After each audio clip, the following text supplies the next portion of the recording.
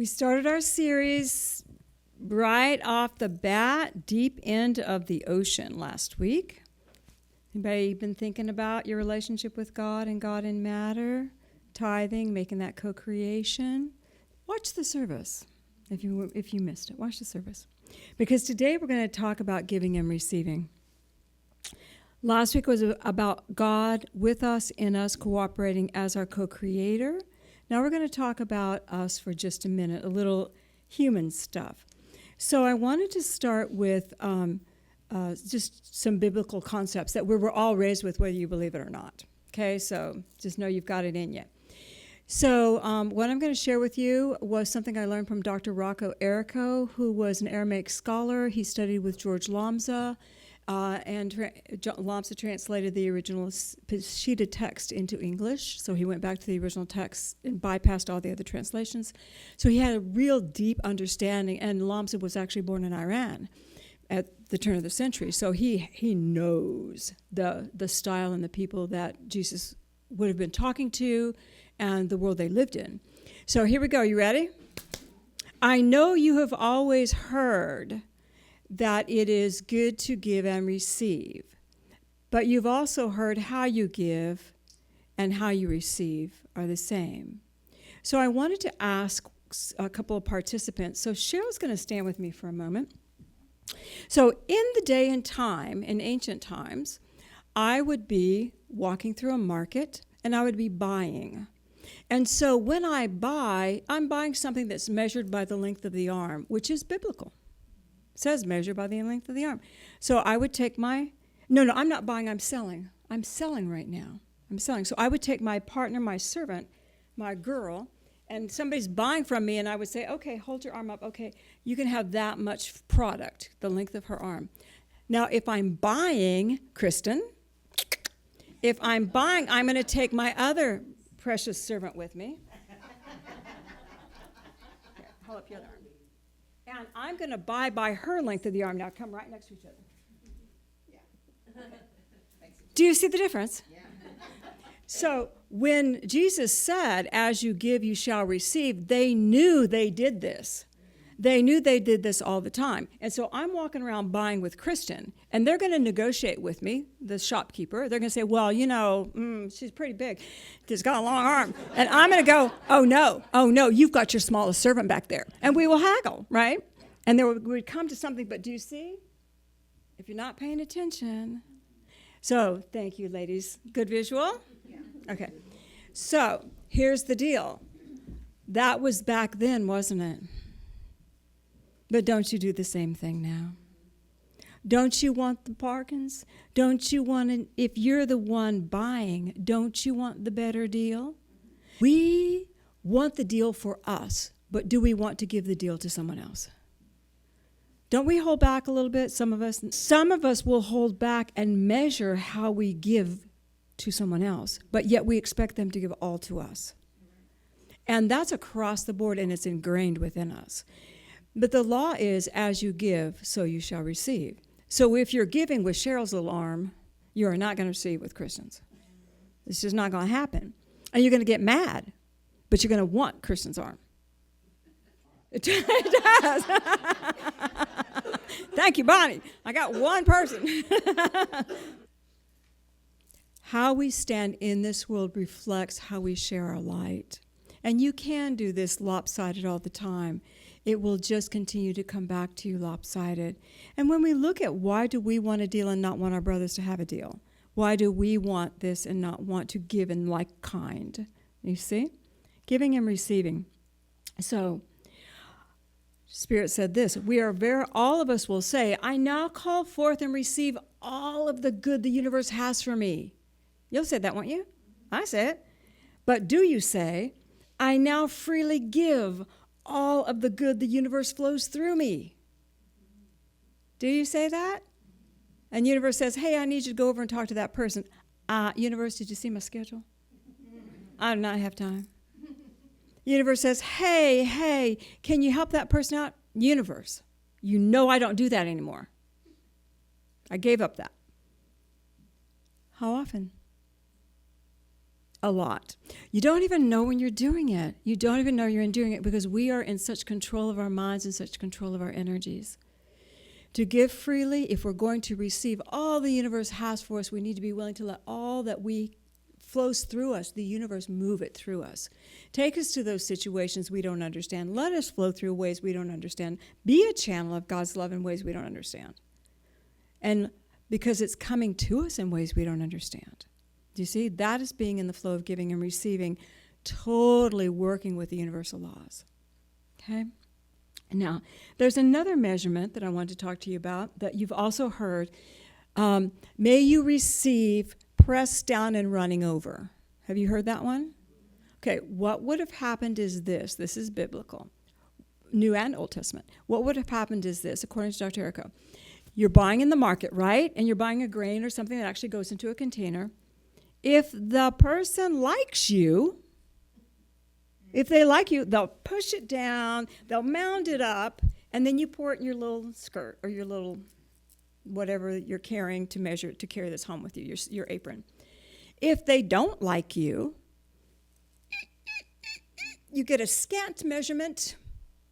They've honored their deal with you, but it's not abundance. Do you see? And they do it if they like you. And why would they like you? Why would someone like you and not like somebody else? Because you're known by your energy. Your energy reveals who you are. When you come with the vibration of a joyful, generous spirit, people love to give to you because they love the joyful generosity that you share with others. And so the pressed down, running over means you've been recognized. Your generosity that you've given to the world is being returned to you. May it come back to you, pressed down and running over. Do y'all hear? So most of humanity struggles with this. How do I learn to give with that generous spirit? How do I learn to be happy when I'm giving so it can return to me happy? Okay. Two measurements. As you give in joy and generosity, there's an underlying knowing that there is no lack. There's an underlying knowing that God has you. I can give in generous spirit. And I'm saying this is true. I have known in my years many wealthy, not uber wealthy, but wealthy enough, women and men who are afraid of giving in generosity. And they have ample supply. But the idea of being generous isn't there because the idea of God being in their stuff isn't there. I made it, I earned it, I got to hold it, I got to do this with it. You know, it's not a generous space. It's still a space of lack, even though there's abundance. Do y'all with me? So generosity has nothing to do with what you've got. It has to do with the attitude and the trust that you have in the universe. And generosity really comes when you have that consciousness there is no lack. There's no lack.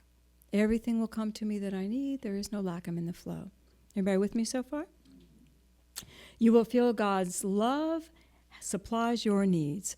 And in the Aramaic prayer that Jesus gave of the Lord's Prayer, give us this day our daily bread, you know that means metaphysically, provide all I need for this to contribute and sustain my good. Supply everything I need for today. If it's food, if it's sustenance, if it's meeting someone, everything I need today to sustain and the contribution I give and to sustain my good in the earth. So he teaches you to ask for it daily. He doesn't say, and let me have enough for a year, and then I'll be generous with it. It's the daily. Guys, with me? As you give, so you shall receive. Give in joy and in generosity and in trust. And this can be hard. So I'm going to read you a couple of things. Some of this you'll go, I'm not that way. And I'll leave you with your own thoughts on that. This is chapter 114. And Jesus is teaching. There had been a storm at sea, and many men were lost. And again, you have to understand the context of that world. Women didn't work. If the woman was divorced, she became a prostitute. That was just kind of the byproduct. That's the only place she could make money. So women as a whole did not work. They relied on the men to support them. So there was a storm, and there were a lot of sailors who were lost in this little town. And someone said, Master, what do we do? And Jesus said a worthy plea. You men of Galilee, take heed. We may not bring back the lives of the men, but we can help those who need them for daily bread. You stewards of the wealth of God, an opportunity has come. Unlock your vaults and bring forth your hoarded gold and bestow it with a lavish hand. He did not say, open your bank account and drain that sucker and give it to them completely everything. He didn't tell the people that. He said your hoarded wealth, that which is not serving you, that which is sitting there not serving you. Open it up and give it to these people because they need it. The women, the children need it. Do you hear what I'm saying? Okay. Would you be willing to do that? Okay. Then he says to his guys, now we all know Judas was the treasurer. So Judas kept all the money. And what money is Judas keeping? The money that is given to them. They pass the basket, guys. There is an offering basket. There is money that is given to them. There are rich women that fund them. There's a list of 5 or 6 rich women who give them money and fund their journeys. Their names are given, and I honor each one of them with a love. Jesus is supported financially from the people of the planet, as well as the miracles that went through him. But the people had to contribute as well. So he says to Judas, who was the treasurer, because Judas was an accountant, and he said, bring forth our treasure box. The money is not ours now. Turn every farthing to his people, every farthing, everything. Every farthing, it is not ours now. Turn it, they need it. And Judas did not wish to give the money. He said to Peter, James, and John, lo, I will save a certain part, and I'll give the rest. I'm going to save a certain part. That surely is enough for us. I'm going to save enough for us. And we're strangers. We don't even know their names. That's what he says.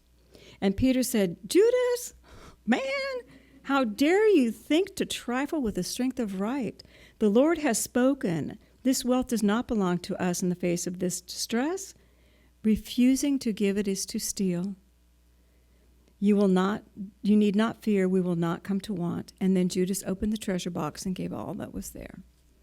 Now, he was still in the comfort and collective consciousness of his group. He wasn't being relied upon to feed them all. That wasn't his job or responsibility.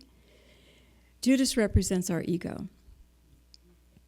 How often in times when our spirit, the Christ, Jesus, the Christ says, okay, it's time to open up and it's time for you to do something generous. It's time for you to take a step and do something generous. How often does our ego go, It happens. It happens. Egos don't trust, but that's their job. The ego's job is not to trust spirit. That's why we don't want our ego to be in control.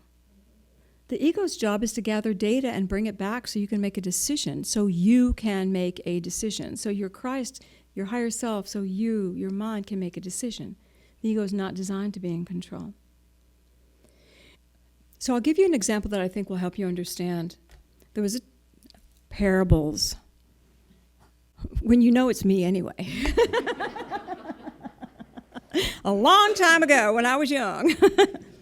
The church was going to buy this property.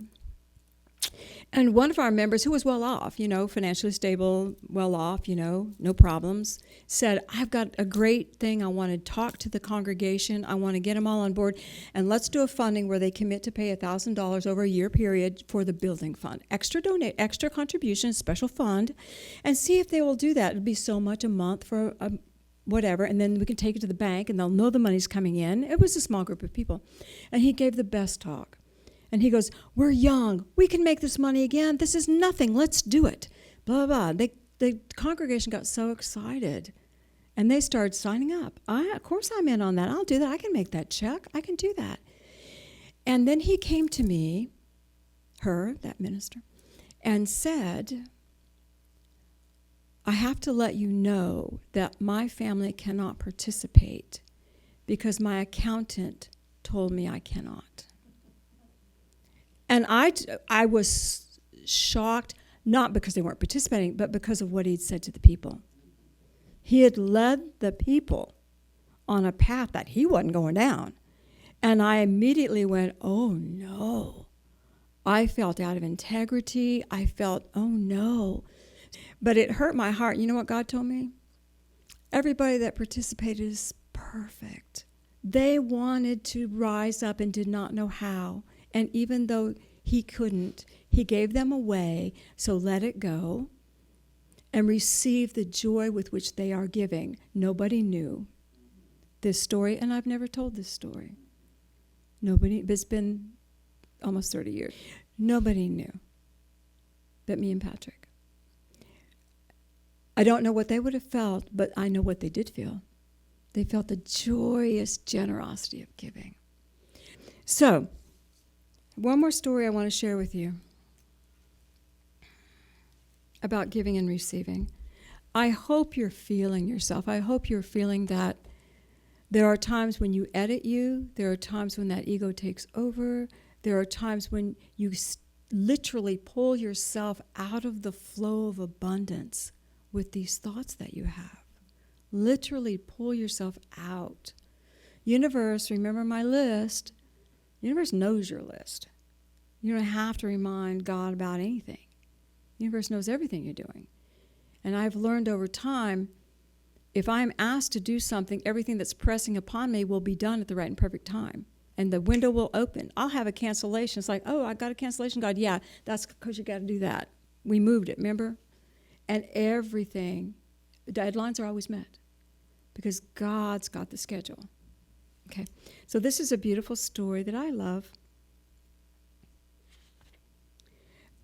This is, and you guys probably know this story. It's a biblical story.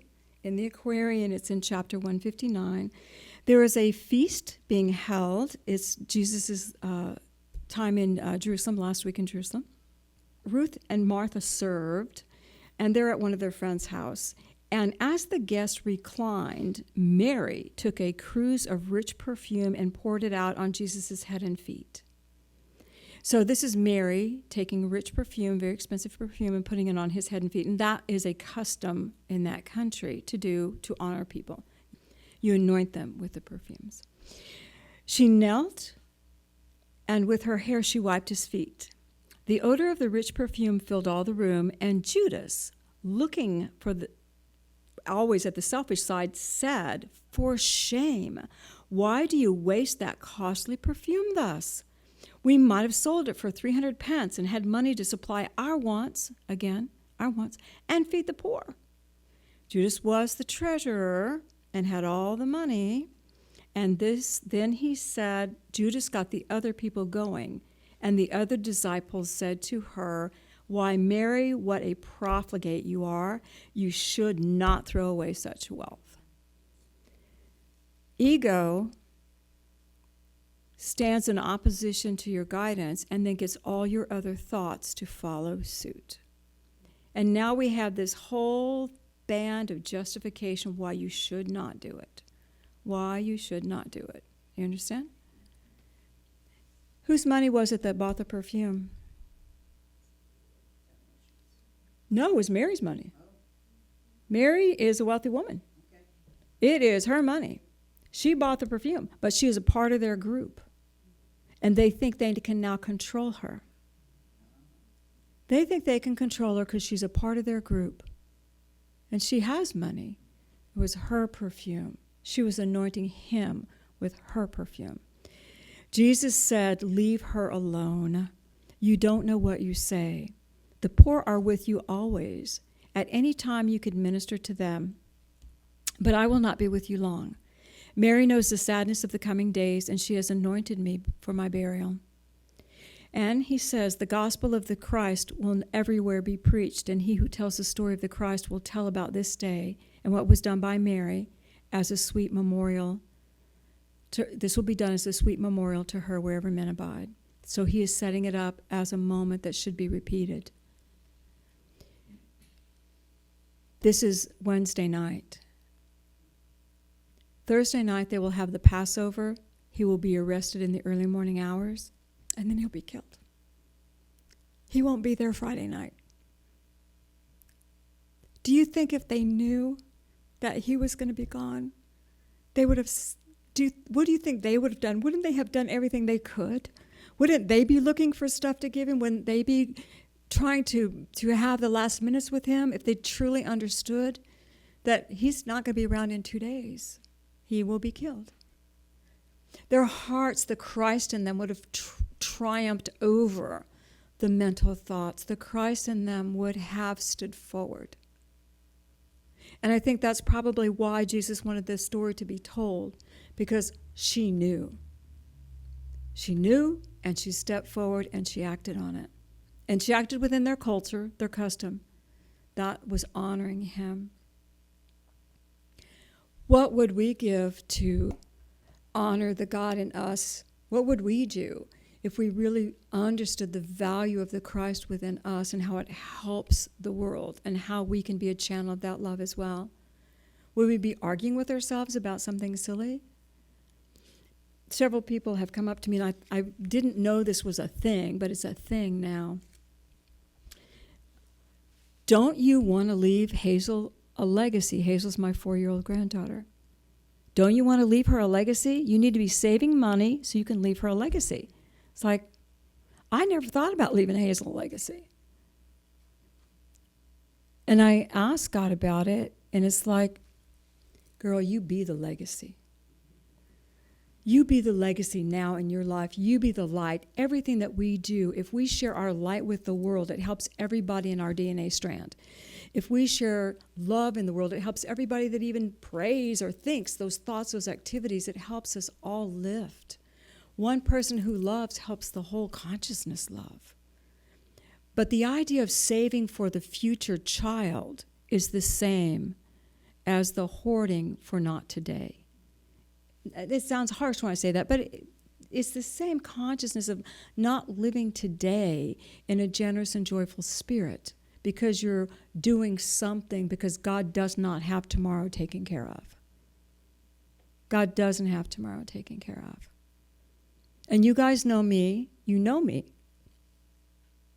I will be in her life from the other side every chance I get. If she needs help, her grandma's going to be standing by her side going, what you need, girl? As long as Holy Spirit lets me come, I'll stay with her through her life if I'm allowed to. I will not deny her, but I will not deny my light because the world tells me to. Getting it? Okay. All right. We need to be abundance in motion. If we really want to be prosperous and we really want to have that energy of God love, we need to be abundance in motion. We need to look for things, give, love, joy, happy. Even if you're just making a meal, give it to somebody happy. You know, bless the meal. Everything we do is giving. Everything we do is giving. So be abundance in motion, God through me, flowing through. We're looking for ways to invest in every contribution that we give, and that contribution is an investment in that energy as well. As I'm investing in loving you, I'm investing in you. I'm investing in love, right? So knowing God's love as you give and share enhances and blesses the return. And this is when the giving and the receiving are the same. You're not out of balance. You're not trying to make things happen in a way that isn't going to work. It is a beautiful giving and a beautiful receiving. Tithers, we co-create with God. We seek input, guidance. But you do not have to be there yet. Maybe you just want to understand the flow of the abundance of the universe. Giving and receiving in that beautiful love.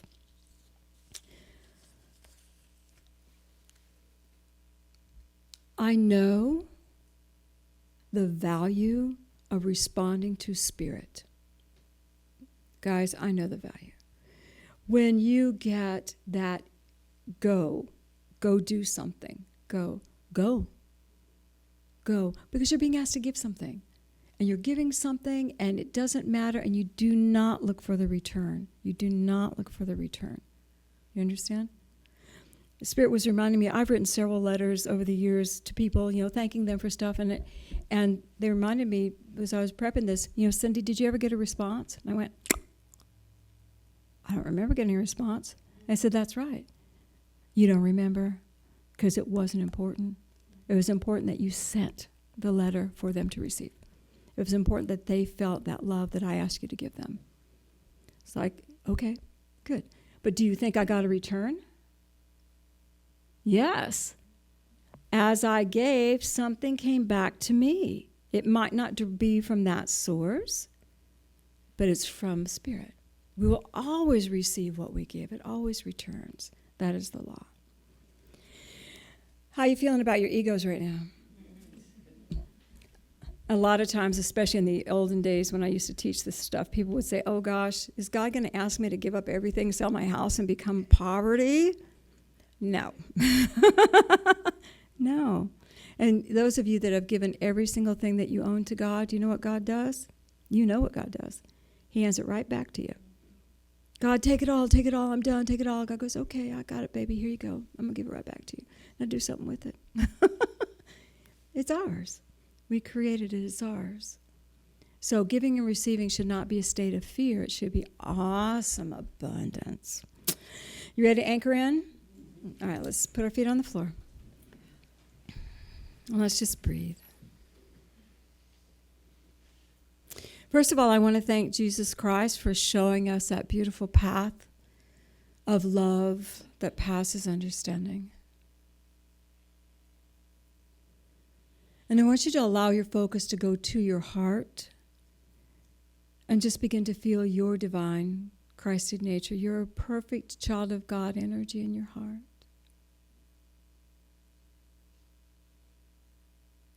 Father, Mother God, we ask to be lifted now into the greater space of truth, clarity, and peace.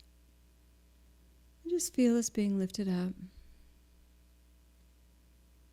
And as we move into a beautiful energy, I want you to find a special angel that's looking for you. What is yours will find you. Let it come. And as the angel stands before you, whether you can see them, sense them, feel them, hear them, imagine they are there. And feel the touch. And I ask that this angel begin to reveal to you how abundant you are. Begin to feel and sense the love that surrounds you, the love that engulfs you, the power of God's presence that's within you, the creativity within you. Begin to feel that you are so one with God and so connected. And as you feel that abundance, feel your heart beginning to open brighter. And imagine you can sense or see light beginning to move to your world, your personal space, your world, where you live. And see it getting stronger and brighter.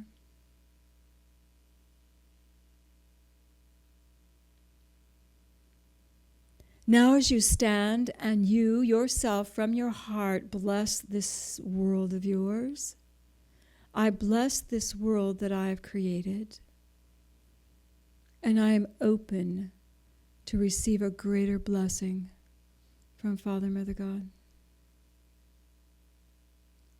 I'm open to continue to receive the abundance that flows through me.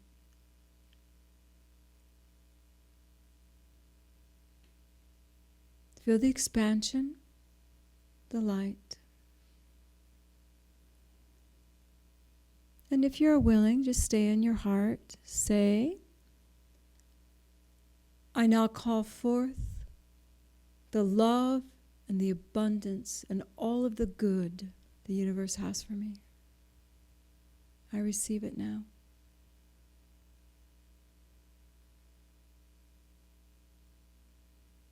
And now if you're willing to say the flow part, you can in your heart. And I now am a channel of that beautiful good the universe has for me to flow into the world.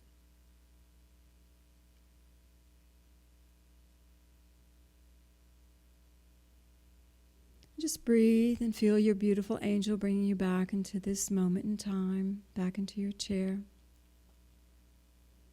Father, Mother God, we stand in the flow of your love, your abundance, and your peace, and we are grateful. And we thank you. And we thank you, Jesus Christ, always for the path. And so it is. Take a breath. And send your light into the room. Open your eyes.